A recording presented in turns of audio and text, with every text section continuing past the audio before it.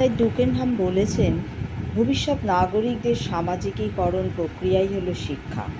অতএব সমাজ শিক্ষা প্রক্রিয়ার দ্বারা স্থূল জড়ের ন্যায় স্ফুলিঙ্গহীন এক গঠনতত্ত্ব। আবার জর্জ পেইন বলেন, শিক্ষামূলক সমাজতত্ত্ব শিক্ষা যেমন শিক্ষার্থীর জীবনব্যাপী একটি প্রক্রিয়া, সমাজের ক্ষেত্রেও তেমনি শিক্ষার্থীর জীবনব্যাপী বিস্তৃত। তাই শিক্ষাবিজ্ঞান সমাজতত্ত্বের সঙ্গে যুক্ত হয়ে শিক্ষামূলক সমাজতত্ত্ব তৈরি হয়েছে, যার উদ্দেশ্য হল শিক্ষাকে সামাজিক প্রক্রিয়া রূপে অনুশীলন করা। আবার গোষ্ঠী জীবনে ব্যক্তি বৈষম্য, পারস্পরিক মানবিক সম্পর্ক প্রভৃতিকে যথাযথ করতে শিক্ষাকে সমাজতত্ত্বের সঙ্গে যুক্ত হতে হয়। তাই শিক্ষা ও সমাজতত্ত্ব দুটি পৃথক বিষয় হলেও পরস্পর গভীরভাবে যুক্ত হয়ে একে অপরকে প্রভাবিত করে।